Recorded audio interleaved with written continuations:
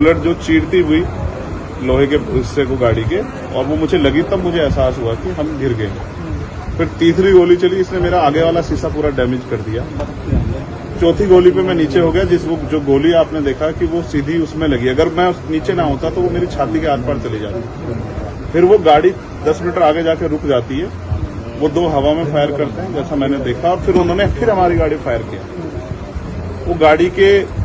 वो फायर जो है गाड़ी के नंबर प्लेट पे लगी। मेरा यह मानना है, उनको ऐसा लगा होगा कि हमने जो काम करने आए थे वो कर दिया, अब ये मर गया शायद, जैसा पहले कई घटना में हो। फिर वो शायद सरेंडर करने के मूड में थे, लेकिन जैसे ही मनीष ने गाड़ी को मेरे कहीं से यू टर्न लिया, उनको समझ आया कि जिंदा है, तो वो वहां से भागे। हमने पुलिस को बताया कि ये गाड़ी का नंबर है, फिर उन्होंने उसको इंक्वायरी किया। पुलिस के अच्छे अधिकारी यहाँ हैं, उम्मीद है वो अच्छा काम भी करेंगे। लेकिन ये स्पष्ट हुआ कि अपराधियों में कोई डर है नहीं। कितने लोग थे? 3 लोग। 3 लोग थे। 2 लोग असले से हमला कर रहे थे, एक व्यक्ति गाड़ी चला रहा। चंद्रशेखर जी, कोई थ्रेट कॉल आया हो आपको इससे पहले, कोई धमकी? पिछले कई सालों से आ रही है। मैं लगातार पुलिस को इंटीमेट भी करता रहता हूं। मैंने डीजीपी को भी लिखा, गृह मंत्री को भी लिखा, मुख्यमंत्री को भी लिखा, यहाँ के पहले एसएसपी डीएम थे उनको भी लिखा। लेकिन डीएम साहब जो पिछले थे अखिलेश सिंह जी, उन्होंने साफ मना कर दिया कि चीफ मिनिस्टर नहीं चाहते चंद्रशेखर को सुरक्षा दी जाए। मेरे आज भी याद है ये बात, क्योंकि मैंने एलआईयू के अधिकारियों द्वारा पूछा कि भाई मैंने आपको बताया, फिर क्यों नहीं हो रहा है?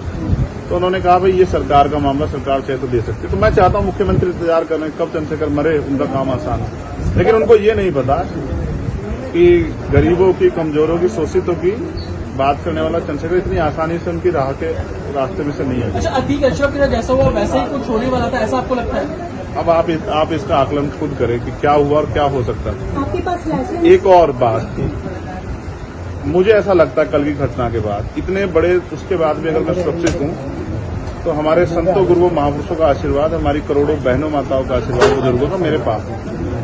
और मैं जो जिम्मेदारी मैं लेके मैदान में आया हूं, बाबा साहब अम्बेडकर, मानव काशीराम साहब, सदगुरु रविदास जी का जो बेगमपुरा राज का सपना है, मानवता के राज का सपना है, संविधान को लागू कराने का है, इन वर्गों को अधिकार देने का है। जब तक वो पूरा नहीं होगा मैं कहीं जाने वाला नहीं। गाड़ी को मीरकपुर में छोड़कर अपराधी भाग जाते हैं, तो उसको कुछ और बता रहे, कुछ तो कहानी को नया मोड़ देने की कोशिश हो सकता है वो चाहते थे जो गुजरों और दलित समाज में एकता बनी है वो एकता टूट जाए। ये होगा ही नहीं कभी, ठीक है, ये नहीं हो सकता। अमेठी पंचायत आप लोग कर रहे हैं अपनी मांगों को लेकर? हमारी लीडरशिप ने ये निर्णय लिया है कि जब 24 घंटे में गिरफ्तारी नहीं हुई तो हमें अपने लोगों को भी जवाब देना है। तो इसलिए शायद उन्होंने 3 तारीख का समय रखा है, मैं उसका हिस्सा बनूंगा। अमेठी के अंदर एक फेसबुक वायरल हुई है पोस्ट, जिसमें आपको मारने की वो की गई है, क्या सही है? उसके अलावा ठीक है, देखिए लोकतंत्र है, उनके अधिकार है, मारे या छोड़े। मैंने कहा ना, मैं पहला थोड़ा ही जो मारा जा रहा हूँ या जिसको मारने का प्रयास किया, मुझसे पहले बहुत मरे हैं, लेकिन उनको कोई जान नहीं रहा था। मुझे लोग जानते हैं तो मेरी बात आगे बढ़ती, लेकिन मैं अपने लोगों को मरने नहीं दूंगा। ये भी मैं उनको संदेश देना चाहता हूँ। पोस्ट किया है अमेठी क्षेत्रीय महासभा से कि इस बार तो बचिए, अगली बार नहीं बचे। देखो, मैं गोली से डरता नहीं, मैं गोली से, बंदूकों से नहीं डरता हूँ। मैं संवैधानिक रास्ते से चलता हूँ, संविधान को मानता हूँ। गोली चलाने वालों को भी कहना चाहता हूँ, कुदरत उनको सद्बुद्धि दे, गलत जगह पंगा ले रहे हैं। मैं झगड़ा नहीं चाहता, मैं अपने लोगों को भी कह रहा हूँ कल से शांति बना रखो और संविधान के रास्ते चलो। वो हमें डिस्टर्ब करना चाहते हैं कि जो हम राजनीतिक ताकत हमारी बन रही हो कमजोर हो जाए, हम दूसरी दिशा चले जाएं। लेकिन ये भी एक अटूट सत्य है कि हम संविधान के जरिए जवाब देना जानते हैं, और किसी को गलतफहमी हो तो वो गलतफहमी सुधारने का समय, वो क्यों कर रहे थे, वो पाला किसने? मुझे ही तो मारना है ना, वो बता दे मैं चला जाऊंगा मरने में। अगर मेरे लोगों के साथ तो खेलना मैं तैयार हूं। अगर मेरे मरने से हमारा आंदोलन आगे बढ़ता, हमारे लोग खड़े होते, मुझे कोई दिक्कत नहीं है। लेकिन उनको ये समझना चाहिए कि ये आज लोकतंत्र है। गोली की भाषा से एक चंद्रशेखर मरेगा तो क्या हो जाएगा, हजारों चंद्रशेखर पैदा हो जाएंगे। ये समाज, बहुजन समाज तो उपजाऊ समाज है, एक मरेगा 1000 पैदा हो। कितने चंद्रशेखर मारोगे? मारो, गोलियों में सत्ता का संरक्षण आपको है, मुख्यमंत्री आपका अपना है, खूब चंद्रशेखर को मारो।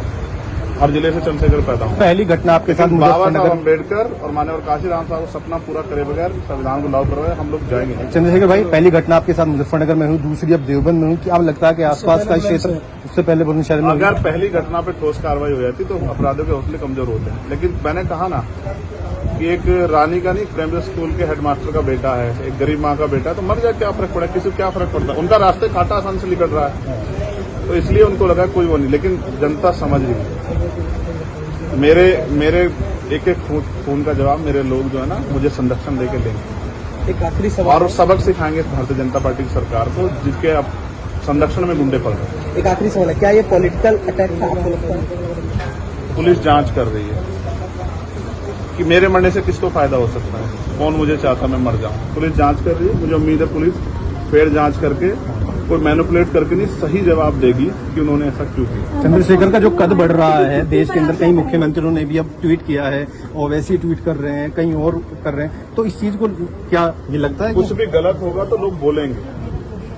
अगर कल मेरी जान ही चली जाती तो लोग फिर भी तो उनको पीड़ा होती, उनको अपना भी देखना है, कल उनके साथ भी हो सकती है। ये लाइन ही विचारधारा ही गलत है कि गोली से वो करो, और ये बीजेपी की भाषा है, गोली मारो सालों को, ये वही उसी वो उपजाऊ हो रही है। देखिए बहन जी से मेरी कोई नाराजगी नहीं है, मैंने उनको हमेशा बड़ा माना, वो मुझे छोटा नहीं मानती अपने परिवार का। उनको ये घटना छोटी लगी, शायद अगर मैं मर भी जाता शायद उनको इसमें कोई शायद बुरा नहीं लगता, मुझे उनसे कोई दुख नहीं है। मेरे लोग मेरे साथ हैं ये बहुत, और वो समझ रहे हैं कि जो उनके लिए मरने को तैयार है, जिसकी जो जान पे जिसकी बनाई है वो हमारा अपना है। मेरे लोग मेरे साथ खड़े होंगे, मैं लगभग सभी दलों के लोग आपसे मिलने आए हैं, कैसा देखते हैं, क्या नहीं, मैं उनका धन्यवाद भाजपा के भी विधायक आए मैं हैं। कह रहा हूँ बस सबका धन्यवाद करता हूँ, मगर ये है मैं ये प्रयास करूंगा कि भविष्य में ऐसा किसी के साथ ना, इसलिए लॉ एंड ऑर्डर की कानून व्यवस्था अच्छी होनी चाहिए, मुख्यमंत्री उस पर ध्यान देना चाहिए। बात चंद्रशेखर की नहीं है, बात इस प्रदेश में हो रही हजारों बहनों के साथ जो अस्मतें लुट रही है, हर महीने रेप हत्याएं हो रही हैं, लोगों की जान जा रही है, सब उन पर वो करता है।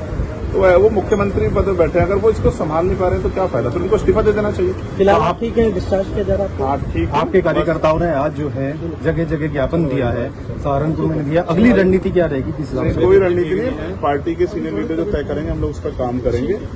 और दूसरा, मेरे पीठ में जहाँ गोली लगी है वहाँ ड्रेसिंग जारी है, ठीक है, पहले से आराम है, बस एक जलन और घाव है, जख्म वो तो है ही, सांस लेने में दिक्कत थी, बीपी जो है फ्लक्चुएट हो रहा था, अप डाउन हो रहा था, वो ठीक है पहले से। ठीक है।